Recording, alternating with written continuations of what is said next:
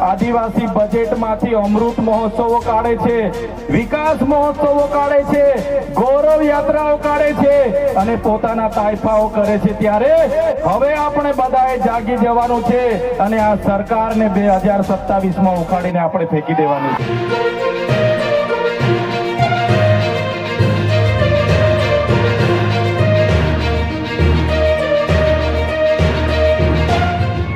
जय आदिवासी,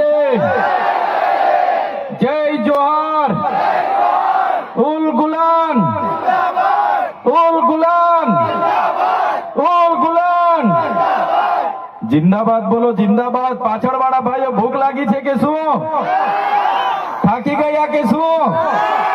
उल गुलान, उल गुलान, उल गुलान। સૌપ્રથમ તો 150મી જનનાયક બિરસા મુંડાજીની જન્મ જયંતિમાં અહીં મંચસ્થ ઉપસ્થિત બધા જ લોકો બોલે એવા છે, પણ એ બધા જ આગેવાનોને હું ક્ષમા માંગુ છું કે સમયની મર્યાદામાં અને જે પ્રકારના કાર્યક્રમો છે એ પ્રકારના કાર્યક્રમોને ધ્યાને રાખીને તમને બોલવાની જે આયોજક મિત્રોએ તમારા વતી અમને સૂચવેલું છે તો બધાને વિનંતી કરું છું, બધા સહયોગ આપજો। સાથે સાથે મંચસ્થ તમામ આગેવાનો, મારા સાથી સિનિયર ધારાસભ્ય અને હર હંમેશ સંઘર્ષશીલ એવા આનંદભાઈ પટેલ સાહેબ માટે જોરદાર તાળીઓ પાડી લઈએ।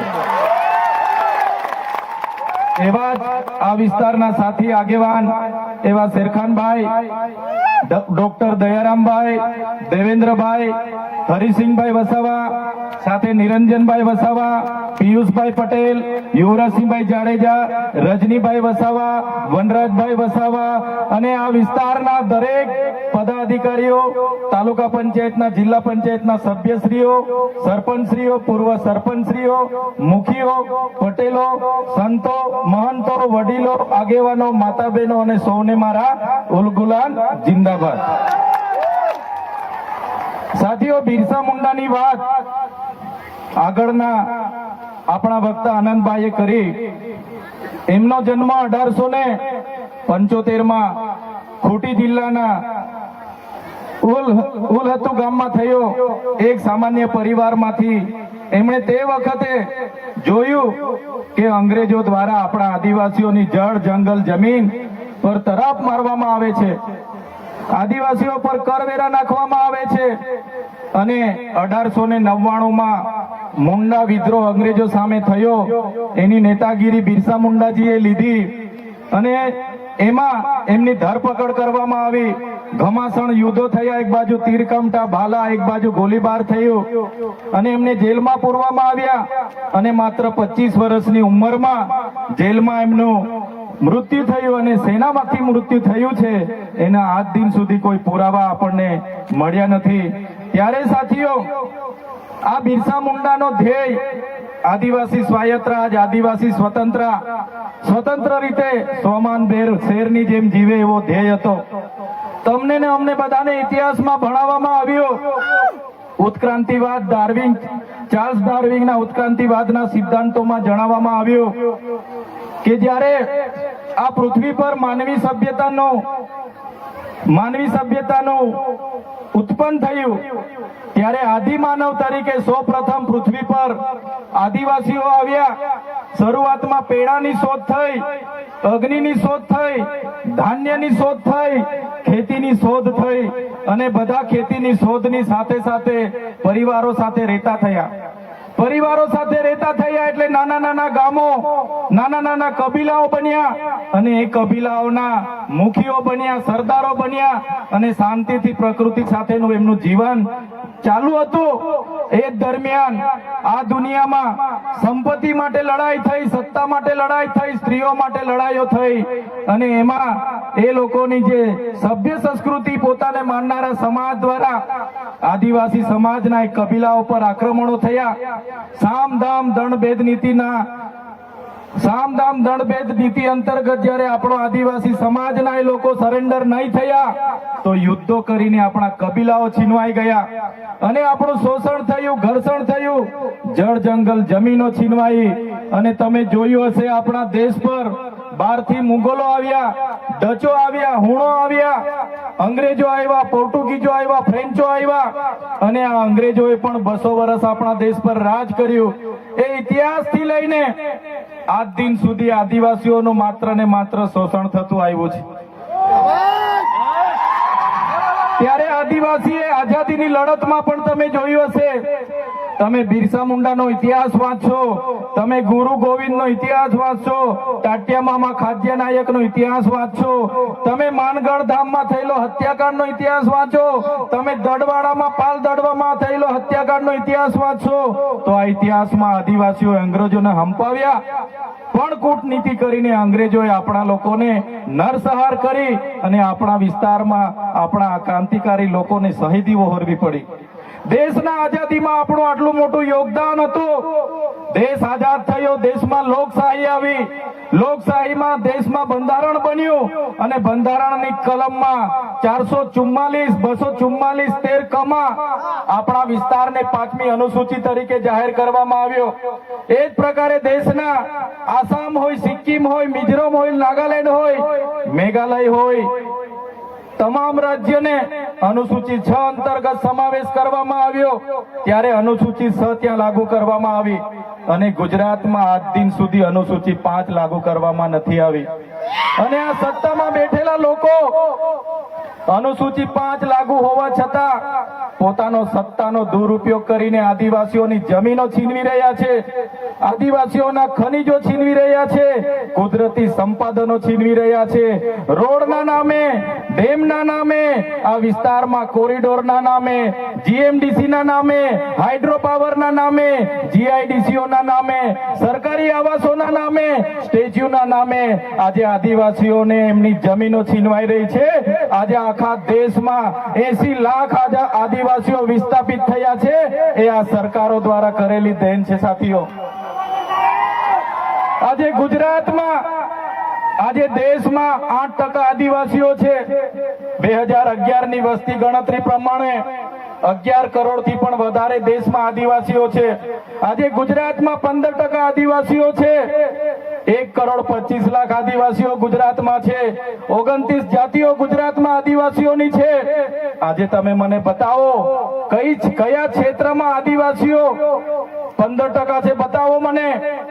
તમે સચિવાલયમાં જશો, આદિવાસીઓનું લિસ્ટ તમે માંગજો, તમે હાઈકોર્ટના જજની યાદી જોઈ લેજો, તમે ઇન્ડસ્ટ્રીયલના આપણા આદિવાસીઓને કેટલા લાભો મળ્યા છે જોજો, તમે રિયલ એસ્ટેટમાં આપણા આદિવાસીઓની સંખ્યા જોજો. ત્યારે આઝાદીના 78 વર્ષમાં સરકારોએ માત્ર ને માત્ર આદિવાસી બજેટમાંથી અમૃત મહોત્સવો કાઢે છે, વિકાસ મહોત્સવો કાઢે છે, ગૌરવ યાત્રાઓ કાઢે છે અને પોતાના તાઇફાઓ કરે છે. ત્યારે હવે આપણે બધાએ જાગી જવાનું છે અને આ સરકારને 2027માં ઉખાડીને આપણે ફેંકી દેવાની છે. સાથીઓ, અમે 4 વર્ષ પહેલા જનનાયક બિરસા મુંડાજીની પ્રતિમા ડેડિયાપાડામાં સ્થાપના કરતા હતા અને એમના વિચારોને ઉજાગર કરવા માટે, એમના વિચારોમાંથી આવનારી પેઢી પ્રેરણા લે માટે અમે ત્યાં પ્રતિમા સ્થાપિત કરતા હતા. ત્યારે આ ભાજપના સાંસદ મનસુખભાઈ વસાવા, 3 જિલ્લાની પોલીસ અને એમના આરએસએસ વાળાએ આપણને ત્યાં પ્રતિમા સ્થાપતા અટકાવી દીધા હતા અને પ્રતિમા સ્થાપતા આપણા ઘણા લોકોને ડિટેન કર્યા હતા. 3 જિલ્લાની પોલીસ અમને પકડવા માટે આવી હતી, છતાં આપણે એમનાથી ડર્યા નથી અને બિરસા મુંડાની પ્રતિમા ડેડિયાપાડામાં સ્થાપિત કરી છે. ત્યારે આજે દેશના વડાપ્રધાનને આજે ડેડિયાપાડા આવવું પડે એ આપણા બધાની તાકાત છે. ત્યારે વડાપ્રધાન ડેડિયાપાડા આવે છે ત્યારે લોકોને ભેગા કરવા માટે 500 કરોડ આદિવાસી બજેટમાંથી જોગવાઈ કરવામાં આવી છે. હજારો બસોની વ્યવસ્થા કરવામાં આવી છે અને બધા કર્મચારીઓને એમાં લગાડી દેવામાં આવ્યા છે. આજે ડેડિયાપાડાના ગામડાઓમાં ટીડીઓ ના મળે, તલાટીઓ ના મળે એવા ગામડાઓની ગલીઓમાં આ ગુજરાતના નાયબ મુખ્યમંત્રી, એમના મંત્રીઓ, એમના સાંસદો, એમના ધારાસભ્ય ડેડિયાપાડાના ગલીઓમાં 4 દિવસથી ફરે છે.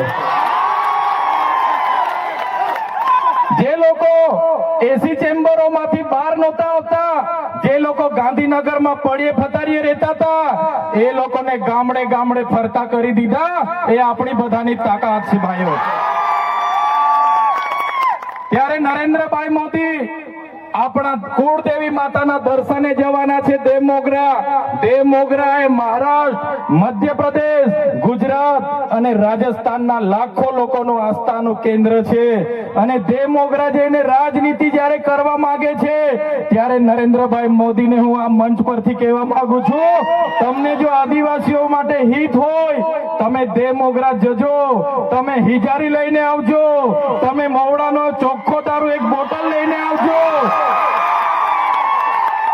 તમે એક મરઘો લઈને આવજો, એક બકરો લઈને આવજો, દર્શન કરીને એની પ્રસાદી કરીને તમે ત્યાં જ જમીને પછી જજો. ત્યારે અમે માનીશું કે તમે આદિવાસીઓના હિતે જ છો. તમે આદિવાસીઓ માટે આજ દિવસ સુધી તમે 24 વર્ષથી રાજનીતિમાં છો. આગળ મુખ્યમંત્રી હતા, હમણાં વડાપ્રધાન છો. આદિવાસીઓ આજે શિક્ષક માટે આંદોલન કરે છે, શાળા માટે આંદોલન કરે છે, નર્મદાના પાણી માટે આંદોલન કરે છે, પોતાની જમીનો બચાવવા આંદોલન કરે છે, જીએમડીસીઓ હટાવવા આંદોલન કરે છે, જીઆઈડીસીઓમાં રોજગાર માટે આંદોલન કરે છે. ત્યારે નરેન્દ્રભાઈ મોદીજીને કહેવા માંગુ છું, હવે અમે લડેંગે, જીતેંગે, જિંદાબાદ, મુર્દાબાદ, આવેદન નિવેદન કરવા માંગતા નથી. હવે અમે લડવા માંગતા નથી. હવે ધરણા પ્રદર્શન બંધ, હવે આંદોલન બંધ. જો અમારી 5મી અનુસૂચિ, જો અમારા પૈસા, જો અમારી અનામત, જો અમારી 73 એની જમીનોને આવનાર દિવસોમાં જીએમડીસી ના નામે માગશો, માલસામોટ પ્રોજેક્ટના નામે માગશો, હાઇડ્રો પ્રોજેક્ટના નામે માગશો, અણુ મથકના નામે માગશો, તો અમે આંદોલન નથી કરવાના, અમે નેપાળવાડી કરવા માટે ગાંધીનગર આવવાના છે. અમે નેપાળવાડી કરવા માટે ગાંધીનગર આવીશું. તે દિવસે તમારો ને અમારો સામનો થશે, તે દિવસે ખબર પડશે ઓરિજિનલ આદિવાસીઓ કોણ છે. ત્યારે કેટલાક મીડિયા વાળા મિત્રોએ મને પૂછ્યું, તમારા ડેડિયાપાડામાં નરેન્દ્રભાઈ મોદી આવે છે, તમારું બધું પૂરું થઈ જાય. ત્યારે મેં મીડિયા વાળાને મિત્રોને કીધું, નરેન્દ્રભાઈ મોદી આવીને જાય પછી એમના મિત્ર ડોનાલ્ડ ટ્રમ્પને પણ લઈ આવજો, અમારા લોકોને ક્યાંય ફેર પડવાનો નથી. હવે અમારા લોકો જાગી ગયા છે, અધિકારોની વાત કરીએ છીએ. સંવિધાન અધિકારો અમને આપો, સામાજિક અધિકારો આપો. અમને જે મળેલી અમારા અધિકારોની વાત અમે કરીએ છીએ, ત્યારે અમને ખબર પડી ગઈ કે આદિવાસી સમાજ હવે જાગૃત થયો છે. ત્યારે બિરસા મુંડાના રથ જ્યારે લઈને ફર્યા, એમના મંત્રી તંત્રી મારું નામ લઈને મને ગાળ બોલે કે પેલો ચૈતર વસાવો અહીંયા આવે છે, આમ કરે છે, તેમ કરે છે, ફલાણું કરે છે, ઢીકડું કરે છે. એ મંત્રીઓને પણ કહેવા માંગુ છું, એ પ્રદેશ પ્રમુખને પણ કહેવા માંગુ છું, ચૈતર વસાવાને ગાળ બોલવાથી અમારા આદિવાસીઓનું ઉત્થાન નથી થવાનું. તમે આદિવાસીને ઉત્થાનની વાત કરો. મને ગાળ બોલવાથી અમારા લોકોનો જો વિકાસ થઈ જવાનો હોય તો હું દરરોજ તમારી ઓફિસે તમારી ગાળ ખાવા માટે પણ તૈયાર છું. સાથીઓ, અમે અનંતભાઈ સાથે વિધાનસભામાં લડીએ, રોડ પર લડીએ, સદન પર લડીએ અને આદિવાસીઓની ન્યાયની વાત કરીએ, અધિકારની વાત કરીએ. આ લોકોને ગમતું નથી. અનંતભાઈ પર અનેક કેસ થાય, મારા પર અનેક કેસ થાય, અમને જેલોમાં નાખવામાં આવે, પણ અમે આ સરકારની જેલોથી અમે ડરવા વાળા લોકો નથી, અમે લડવા વાળા લોકો છે. સાથીઓ, આ મંચ પરથી કહેવા માંગીએ છીએ, આ ચૈતર વસાવાના, અનંત વસાવાને જ્યારે સમાજની જરૂર પડશે, અમે આ ધડ ધરવા માટે પણ તમારી સાથે તૈયાર છે. આ ધડ ધરવા માટે પણ અમે સમાજ માટે તૈયાર છે. એક ગુજરાતના મુખ્યમંત્રી ભૂપેન્દ્રભાઈ પટેલ, એક ગુજરાતના ઉપમુખ્યમંત્રી હર્ષભાઈ સંઘવીની પોલીસમાં પાણી નથી કે આ ચૈતર વસાવાના અનંત પટેલને હેરાન કરી શકે. ત્યારે સાથીઓ, જાગવાની જરૂર છે. આગળ ડોક્ટર સાહેબે કીધું, આપણી જે મૂળ સંસ્કૃતિ છે આપણે ભૂલી જાયેલા. આપણો નંદરિયો દેવ, આપણો ગામનો હિમારિયો દેવ, આપણો વાઘ દેવ, ગોવાળ દેવ, આપણો કાળિયો ભૂત, આપણે ધરતી માતાને પૂજનારા, આપણે નદી નાળાને પૂજનારા, આપણે ચંદ્ર અને સૂર્યને પૂજનારા, આપણે પ્રકૃતિના પૂજક તરીકે છે. ત્યારે જન્મ મરણની વિધિ, લગ્નની વિધિ આપણે ભૂલી ચાલ્યા છે. ત્યારે આજે આ લોકો આપણા પર જાતિનો દાખલો માંગે છે, પુરાવા માંગે છે. ભણેલા છોકરાઓને પૂછી લો.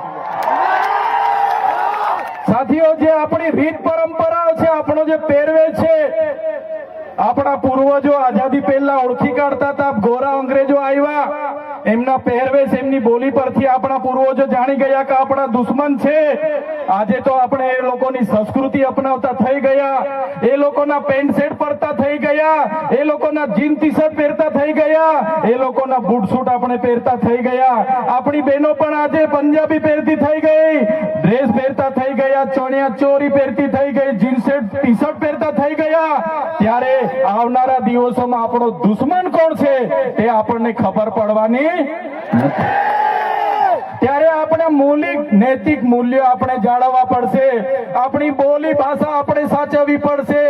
આપણો પહેરવેશ, આપણી સંસ્કૃતિ, આપણા વારસામાં મળેલી આપણી પરંપરાઓ, રીત રિવાજો આપણે સાચવવા પડશે. સાથીઓ, આપણા વિસ્તારમાં વૈશ્વિકરણના નામે જમીનો છીનવાય છે. ઔદ્યોગિકરણના નામે જીઆઈડીસી આવી, એમાં જમીનો છીનવાઈ ગઈ. અને તમે જોઈ લો, આજે ધર્માંતરણના નામે આદિવાસીઓને ભોળવામાં આવે છે. આજે શિક્ષણના નામે ધર્મના પ્રચારો થાય છે. ત્યારે મારા આદિવાસી સાથીઓને કહેવા માંગુ છું, જે દિવસે આપણે આજે આદિવાસી તરીકે મટી જઈશું, તે દિવસે આપણું અનામત પણ આપણને મળવાનું નથી. તે દિવસે આપણી જમીનો પણ બચાવી નથી શકવાના. સંવિધાને આપેલી જળ, જંગલ, જમીન પરના અધિકારો પણ